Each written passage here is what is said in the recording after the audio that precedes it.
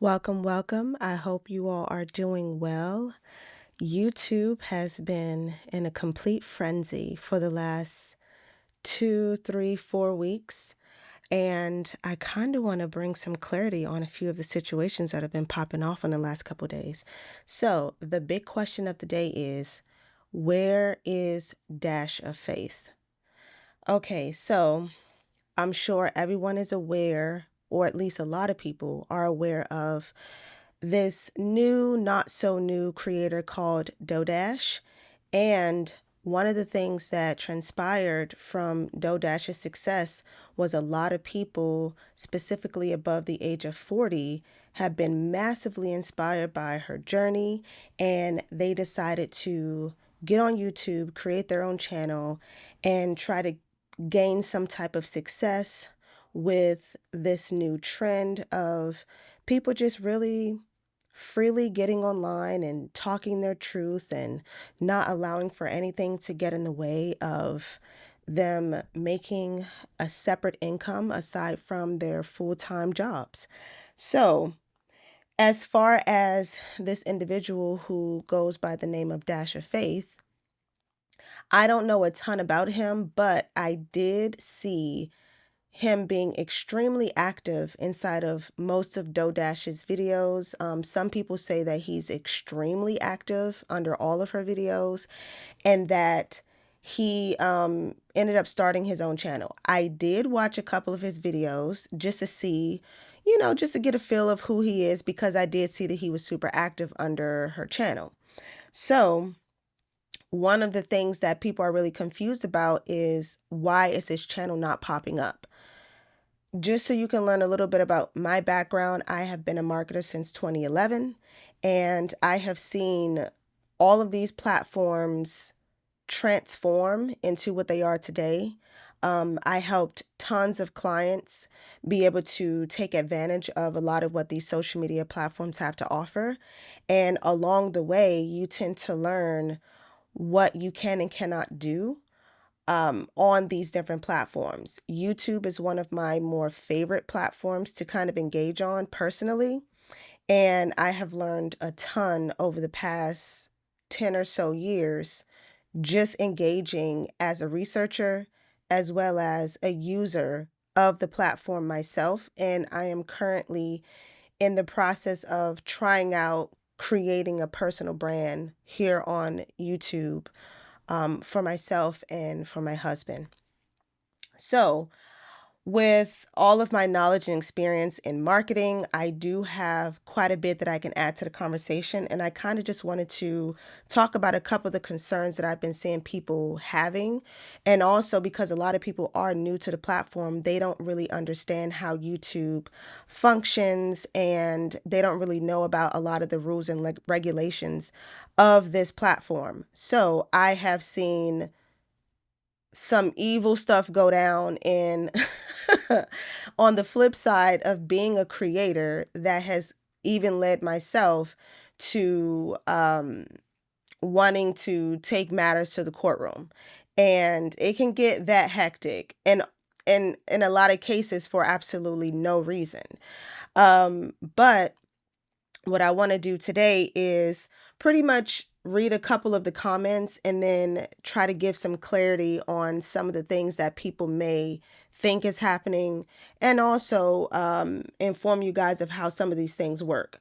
So, the first comment says, I think he was promoting other channels too much.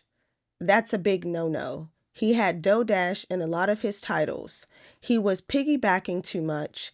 You have to read terms of service. You can also get a lot of copyright strikes. Yes, happens to a lot of reaction channels.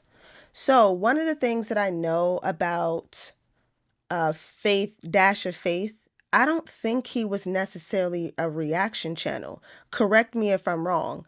See, the thing about reaction channels and mainly the reason why they tend to get in trouble is because they tend to take people's content and use other people's content within their video without permission most of the time.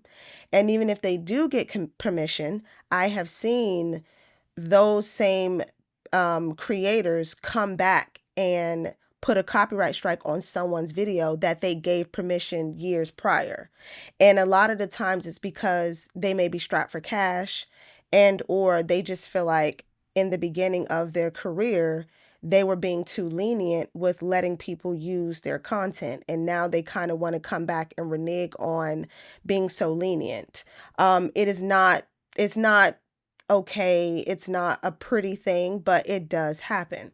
And I've seen a lot of major YouTube channels go into battles with other big YouTube channels where at one point channel A was completely okay with letting channel B use their content in their video for promotion for their channel to make their image and their brand bigger. But then once they reached 1 million, 2 million, 3 million followers, they no longer want for any of those videos to continue staying up and making money for, YouTuber B, C, and D. So a lot of people are two-faced like that. Like, that's just the reality of these platforms. People aren't honest.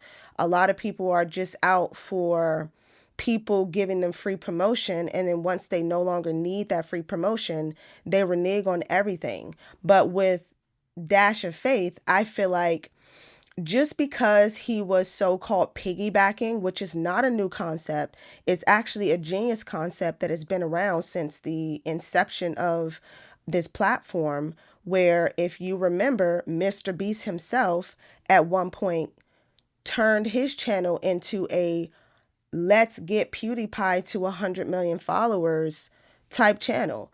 And literally, most of his videos at that particular time was just promoting PewDiePie's channel. Like, this guy and his friends literally went to major sports events, had huge signs with PewDiePie's name on it saying, "Go subscribe to PewDiePie." He literally made it his mission to ride the coattails of PewDiePie.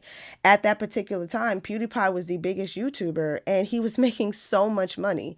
And every young guy in the gaming space and the prank space and just a lot of the categories that young guys tend to gravitate towards, they all knew PewDiePie and they all tried to ride on his coattail and of get some type of fame from just saying his name in their videos.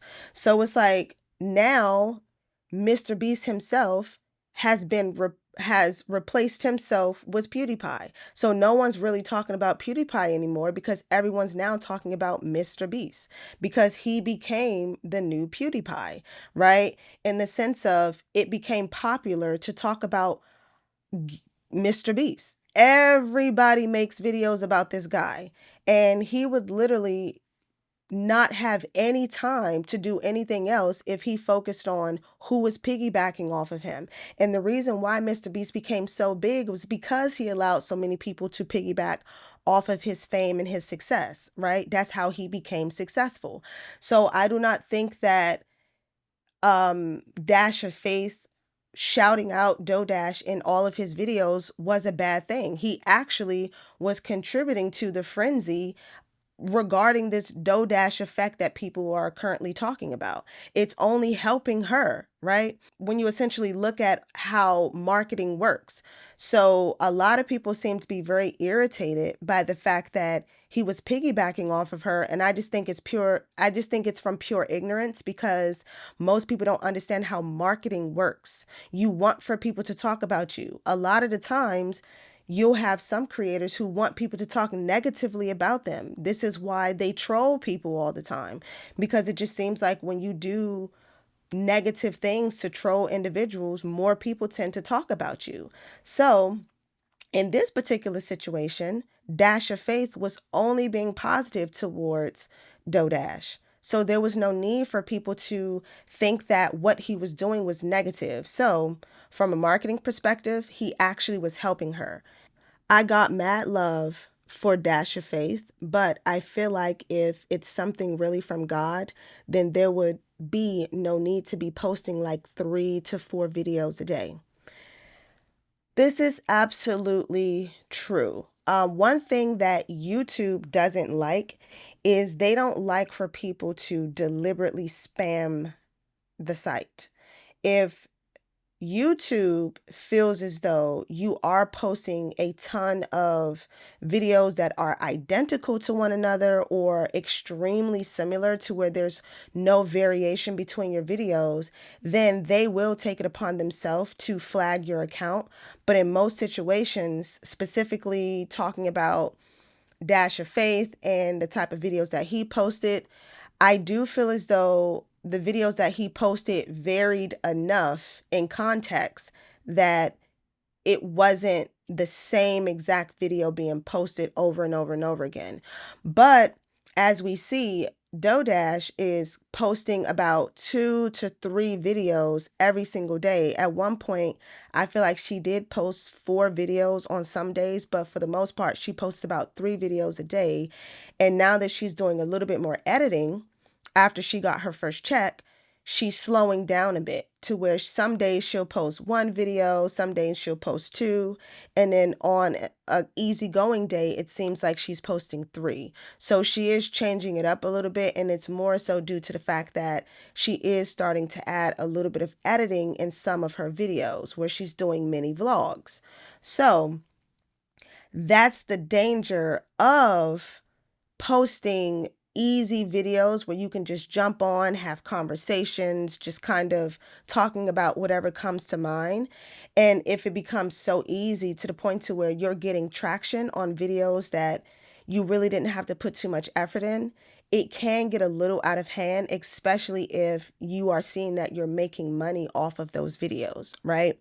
So one thing that I would advise people who are jumping onto this trend, be mindful about how often you are posting. No one's saying that you can't post 3 videos a day, right?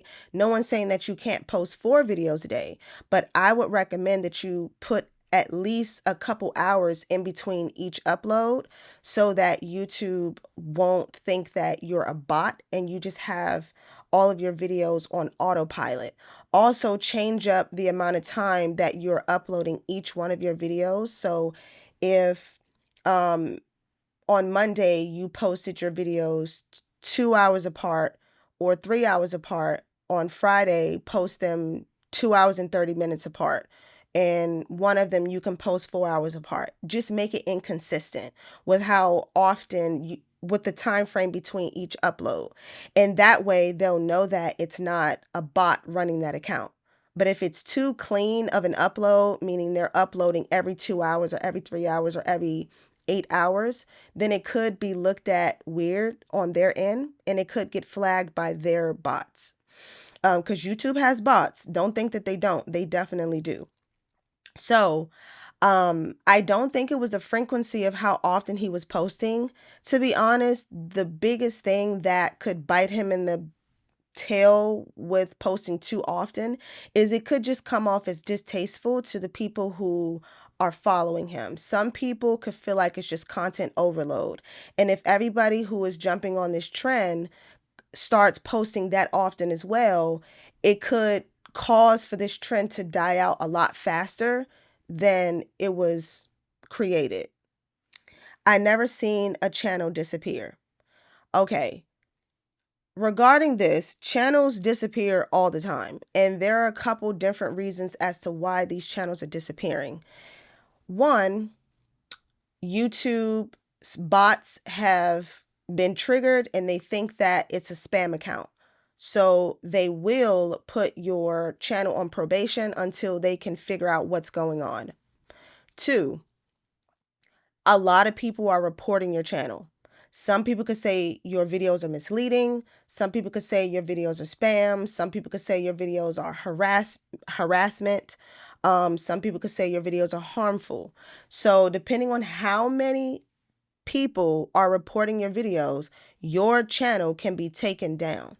And this just happened to Candace Owens. I remember a couple, I think it was like 2 months ago, maybe a month ago, she just had to deal with this situation regarding her saying that Rabbi Shuli was promoting for his followers to go and report her channel and report her videos so that YouTube could take her channel down. And literally within a day, her channel was gone.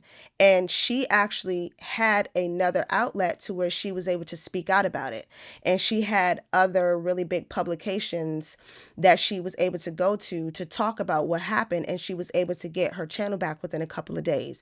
But YouTube definitely took her channel down. And it was because a lot of people came and pretty much spammed her channel, saying that a lot of the information that she was saying was harmful and that it was a lie and all these things. And YouTube took her channel down. So this type of stuff happens all the time.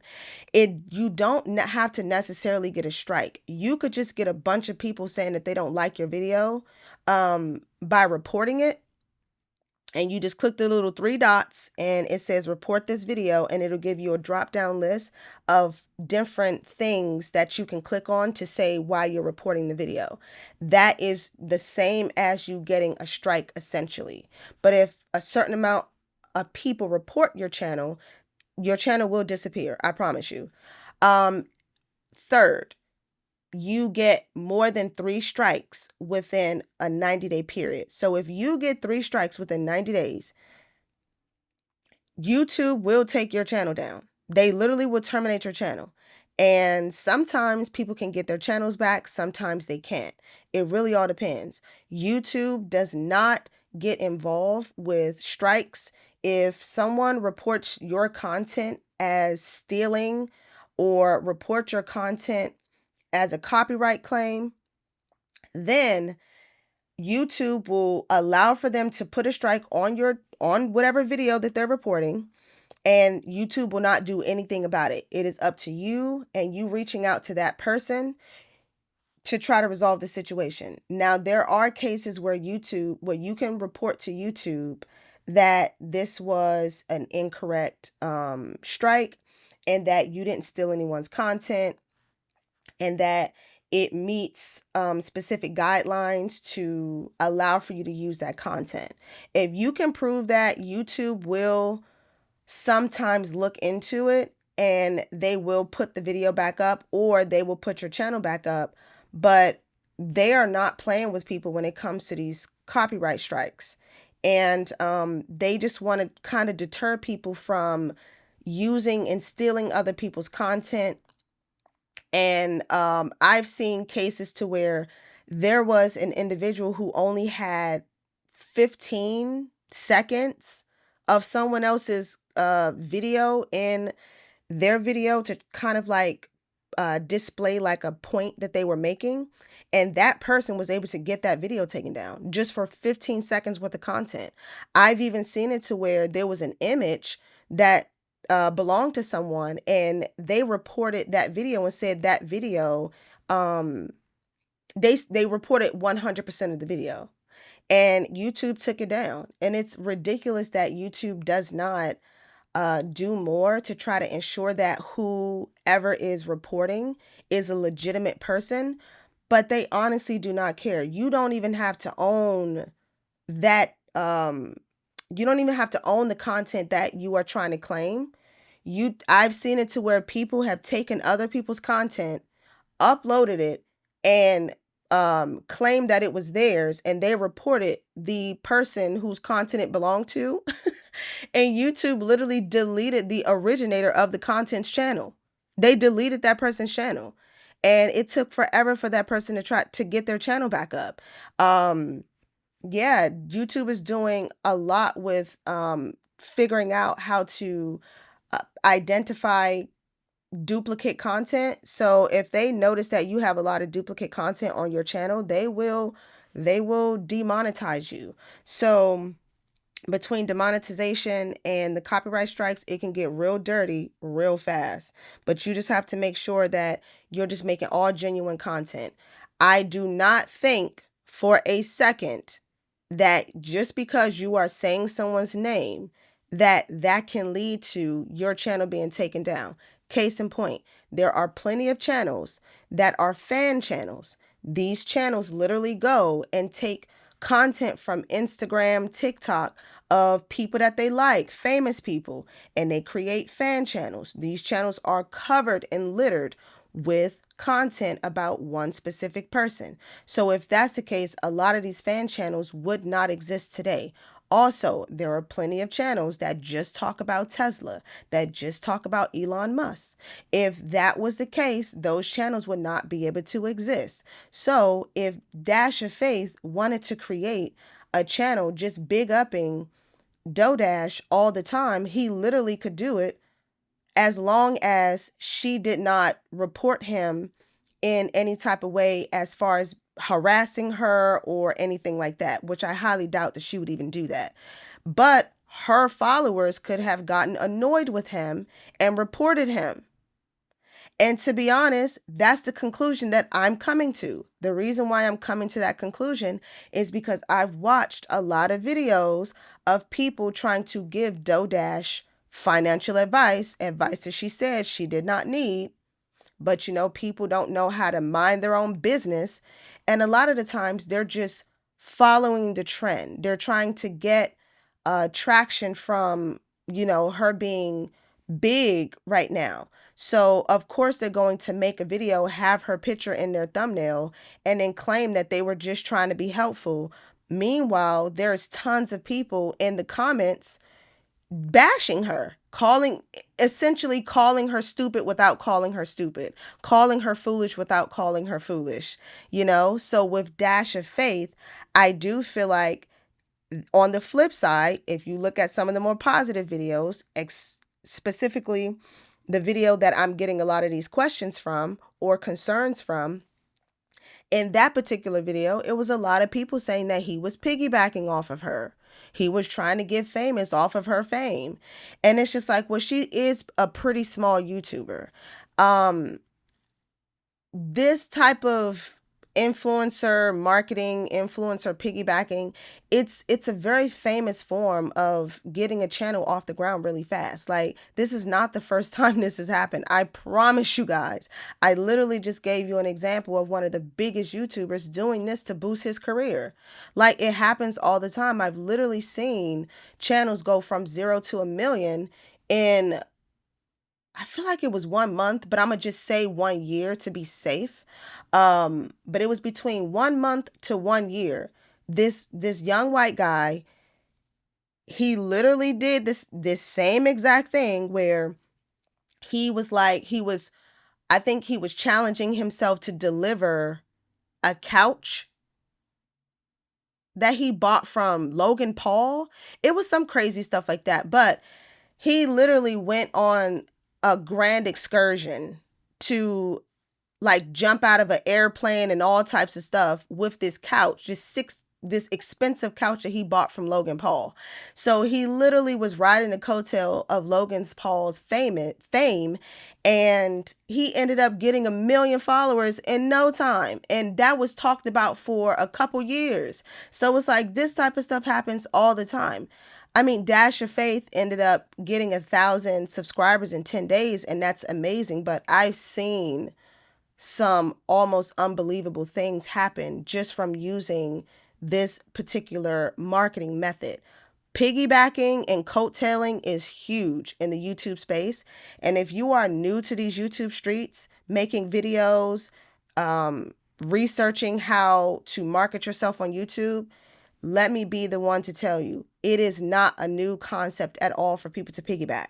So do not blame this guy for constantly supporting this woman, because a lot of his support also brought her a lot more followers. Come on, man. Everybody talking about her. It literally is helping boost the Dodash effect. That's what some people are calling it now, right? So it's like when she reaches 1 million followers, then at that point, you guys can start saying, oh, you're just riding on her coattails. Sure. But it's not new. I'm going to just let you know that it's not new.